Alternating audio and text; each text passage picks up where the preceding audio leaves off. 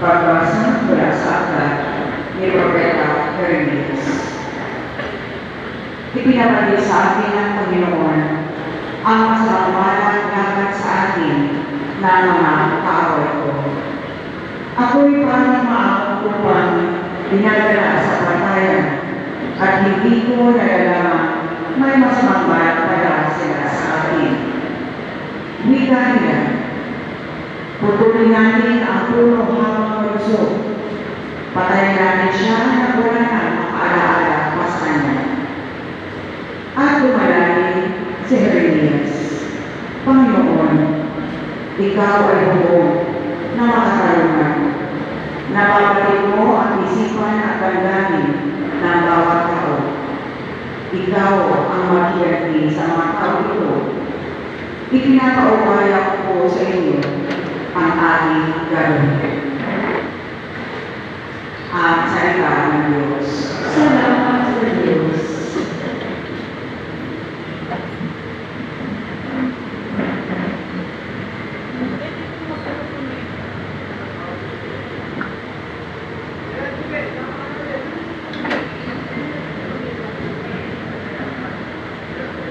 Panginoon ang aking Diyos, pag-asa ko sa iyo'y lubos.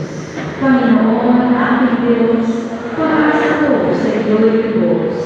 Panginoon ang aking Diyos, sa iyo ko natatuan, iyong aking hinibigin at hangad na kaligtasan. Iligtas mo sana ako sa pagpusit ng maaway. Tinutulogis nila ako, hindi sila manatulubay. Kapag ako ay inahon, sila'y mo na katulad. Tatayin nila ako sa manahiyo'y tatakas. At kung ikaw ang magyahin, pero walang magliligtas. Tutulogin nila ako, lululahin, wala ka. Panginoon ang aking Diyos, pag-asa ko sa iyo'y lubos. Kumain ka sa panig mo, iyang mga amoy di masama. Pinipilit ang imatuwid sa kanilang mga gawa. Iyang dalang mabubuti ay bigyan ng nalipana. Iyang manigaw, Panginoon, ay ang Diyos na nagkila, sa iyo ay dinigit ang laman ng puso't diwa. Panginoon, aking Diyos, pag-asa ko sa iyo'y lubos. Ikaw rin mo, Panginoon, ang sa akin nakikilan. Ang lahat ng masunurin sa iyo ay naliligtas. Ikaw ang Diyos na matuwid, isang noon na matapat. Laging handang magparusa sa sinumang gawa'y minsan. Panginoon, aking Diyos, pag-asa ko sa iyo'y lubos. Ang sinayin ko.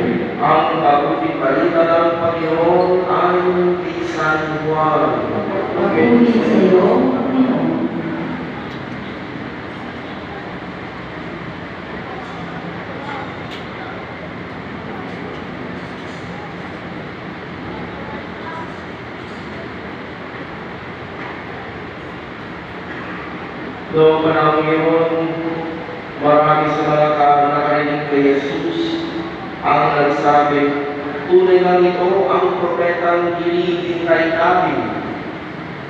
Ito nga ang Mesiyas, sabi ng iba. Tuwing sumagot naman ang iba pa, maaari bang magmula sa Galilea ang Mesiyas? Hindi ba sinabi ng kasulatan na magmula ang Mesiyas sa lipi ni David at sa Bethlehem na bahay ni David ipanganganak? Magkakaiba ang palagay ng mga tao tungkol sa kanya. Ibig ng ilan nadapin siya, ngunit wala namang nalahas muli sa kanya. Ang mga kawan ng pantay sa templo ay nagbalik sa mga punong saserdote at sa mga Palestino. Bakit hindi niyo siya dinala dito? Tanong nila sa mga bantay.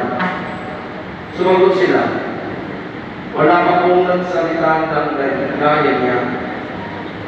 Kayo man ba'y nalimlang din?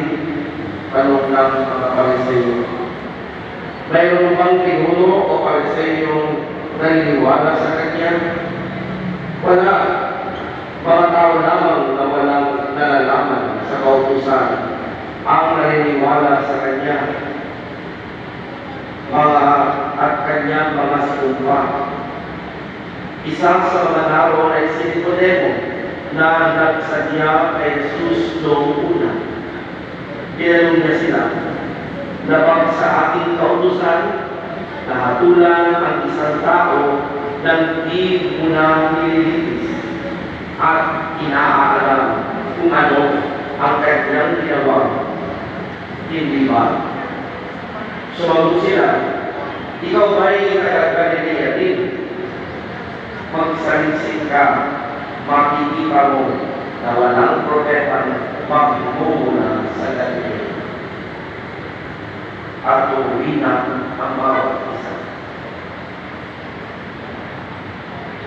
Ang mahuling balita ng Panginoon. Pinupuri ka